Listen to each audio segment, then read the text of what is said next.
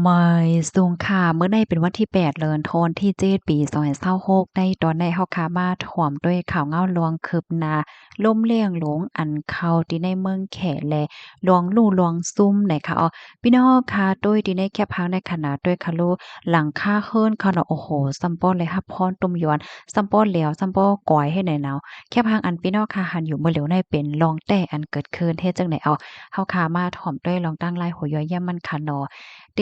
ลัยว่าล่มเลี่ยงหลงเขาเมืองแขปอกกำใน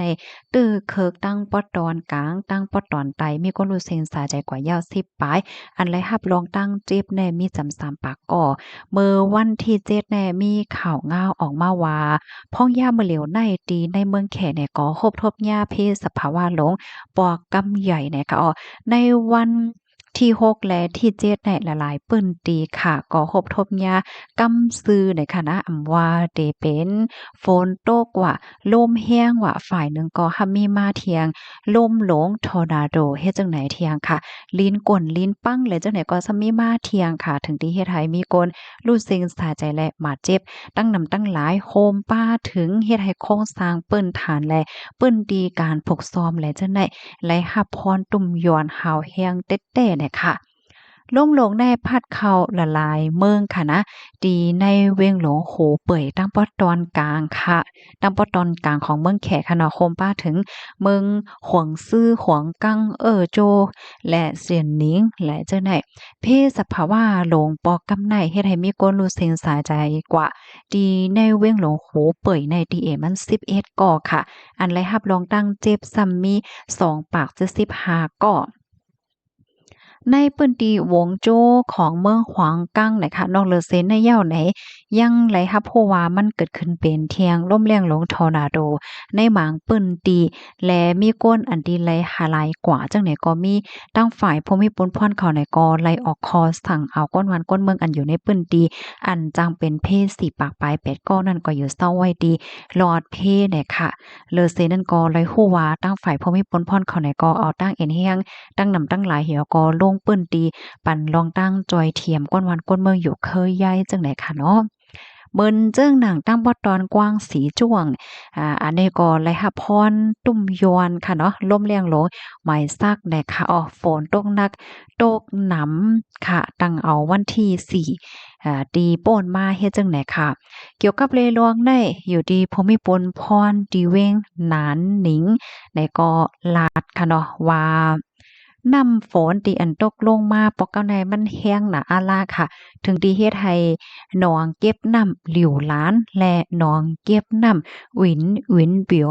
เพราะค่ะออกเสียงมีความหมายเห็นค่ะน่ะที่ในเมืองเหิงโจ้เนี่ยมันนองโล้นฝั่งย่อก็อันเป็นฝายนั่นก็บางทีมันก็หำแตกเฮ็ดจังเนี่ยเนาะแตกลงกว่าในจังหนังเมื่อว่าที่เฮาขาดถอมกว่าค่ะเนาะลองฝายแตกได้ค่ะถึงที่เฮ็ดให้น้ำหลงตั้งน้ำตั้งหลาย นำโยโย่ก้วยหม้กาค่ะเนาะก็มีป้าขี้กลมขี้ง่ายชังชิงแน่แหน่พาดเข้าใส่ดีในเวงเวนปิวและเปิ้นตีหิมพร้อมแน่หนังฮาวแห้งค่ะเฮินเยกวนหวานก้นเมืองแลโลดกาตั้งน้ำตั้งหลายแน่จมอยู่ใต้น้ำมีก้นรู้เสียงสายจะย้อนก็เพราะว่าน้ำทมนั้นทำสีก่อค่ะก้นหวานก้นเมืองอันแลรับพรต้มย้อนในมีหนำถึง55,000แห่งก่อค่ะตั้งฝ่ายพอมีปนพรเขาไหนก็ไล่เอาก้นหวานก้นเมือง ในค่ายกว่าอยู่ดีหลอดเพในซัมวัก48,000เฮงก็เฮ็ดจั่งใดออกนอกเลอสิพี่สภาวะตีอันว่ามาเมื่อไกลค่ะเนาะตีเมืองแขเนี่ยค่ะนะเลอเสว่าหญ้าเพล่มเลี้ยงโหลว่าน้ำท่วมตั้งปอดตอนไตว่าสังว่าเฮ็ดจั่งใดยาวไหนอีมื้อขิงข้าวยามกลางไหนของเมื่อวานเนี่ยค่ะห่ำไรเกิดขึ้นเปิงเป็น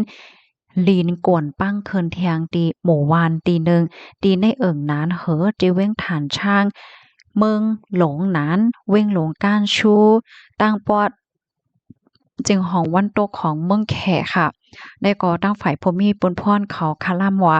มีก้นวันก้นเมืองอันถูกญาติลิ้นเต็งกวนปั้งให้ได้หมวก33ก้อเนี่ยค่ะปองว่าเจอเขา33ก้อเนี่ยอยู่ไว้ใต้ลีเราให้เนี่ย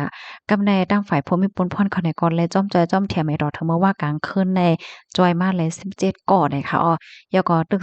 สืบจอยอยู่ดิ๊กๆเฮ็ดจังไหนค่ะ มื้อเลียวในที่เมืองแขได้ยังเลยไม่ใจป้าเทียงล่มเลี่ยงหลงซูเปอร์ไตฟอนป้าหวีตั้งฝ่ายผู้มีปนพ่อนเขาขอสั่งปักตาไปด้วยเยาค่ะก็เพราะว่าล่มเลี่ยงหลงอันในเนี่ยมันป่อมาตั้งสมุทรแปซิฟิกมุ่งหน้าสู่จู้ไต้หวันข้องการลงไฟฟิงฟ้ารัสเซียอเมริกันในก็ลาดว่าล่มเลี่ยงหลงอันในค่ะมันพัดมันมาโดยตั้งไว้สูงถึง290กิโลเมตรต่อ1ชั่วโมงและมันลัดผ่านดังกลโกมและดังกลกลมาเรียนาเมื่อวันเสาร์ที่ป่นมาเฮ็ดจังไหนคะอ้อตั้งฝ่ายฟิล์มฝรั่งเศสเขาก็ปันฟังว่าลวงที่อันได้เกิดขึ้นเปิงเป็นเพศสภาวะล่มหลงฮาวแห้งเหี่ยวก็ใกล้ๆเป็นมีลูกล่มเลี้ยงหลงกำๆเป๋ามาว่าเฮาว่าเฮ็ดจังไหนแต่มันเป็นย้อนก็เพราะว่าลูกลมฟ้าเนี่ยมันมีลองเป็นไปหลากหลายสภาวะสิ่งแวดล้อมมีลองเป็นไปหลากหลายมันก็เป็นย้อนก็เพราะว่ามนุษย์สากลเฮาค่ะได้ปล่อยออกก๊าซปล่อยออกไอก้องไอก้อนเหมือนจังว่าเฮ็ดให้สภาวะแลสภาวะก็ขึ้นเอาขึ้นอันว่านั้นยาวเนี่ยค่ะอิงเนอเปิงเป็นเพศสภาวะหลงหาวแห้งในปอกำไนเสียกอในเฮ็ดให้แขในครบทบยามหลวงดูใหญ่ซุ่มโหลงเนี่ยค่ะว่าเพราะว่ามานับส่วนเป็นเงินเนี่ยก็หลายหมื่นล้านต่อหลายหมื่นล้านต่อล่ะในแต่เลยว่าจั่งกว่าปีๆได้แค่เขาเนี่ยก็ย่าเพศสภาวะลงเหี่ยวก็ไหลรูดซุ่มซ่อนเงินได้เป็นหลายหมื่นล้านต่อล่ะในหนึ่งปีแค่ว่าเฮ็ดจั่งนั้นอยู่ค่ะ ข้อมูลตอนนี้ก็ค่ะไล่เบิ่งอิงออกมาที่ห้องการข่าว AFP Reuters แล้วก็ห้องการข่าวซินหัวเนี่ยพี่น้องค่ะถ่อมข่าวเงาโหนเนี่ยหันเทินจังหือพองในก็แต่เลยว่าลองตั้งในเป็นกว่าดีเมืองแข่เนี่ยค่ะเนาะพบทมยาเพศสภาวะที่เรียกว่าแห้งแตกค่ะเนาะโดยในแคปหางค่ะลูกโอ้โฮหมักปอกใน อันเต้มันแหน่เพราะว่าเป็นเฮิรนโอดค่ะเนาะแล้วก็หลังมันหลังคาเฮิรนเนี่ยเปิ้นเอากระเบิงว่าเฮามันแก่นแข็งแรงกึมอยู่ย่ำใจค่ะก้วยกะว่าพอเฮามาตุ้ยไหนบ่ยอกบ่ย้อยลงก็เสียงหมดค่ะเนาะมันป้องว่าเพศสภาวะล่มลงหังเฮ็ดไหนได้มันหาวมันแรงมันแก้มน่ะอาลายาวเฮ็ดไหนเนาะพี่น้องค่ะวนด้วยค่ะลูกเฮิรนในอันไรครับพรต้มยอนก่อนเนี่ยได้เป็นลายลังค่ะเนาะเพราะว่ามันนับส่วนเป็นเงินเฮว่าซองว่าเจ้านายเฮ็ดเนี่ยเนาะ อ๋อค่ะลองสายไหงเงาลายล่มเลี่ยงหลงปาหวีเนี่ยอันนี้ก็เป็นลองตีหลีภาคตาดด้วยค่ะนะมันป้องว่ามันหวายจู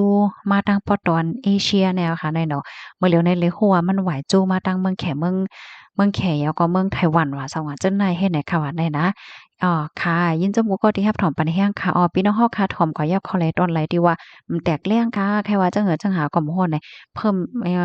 ต้องถามอะไรเนี่ยค่ะเนาะมันก็เพิ่มเติมข้อมูลมาเลยค่ะ ยินจมเย็นนำค่ะออมอยสุงค่ะ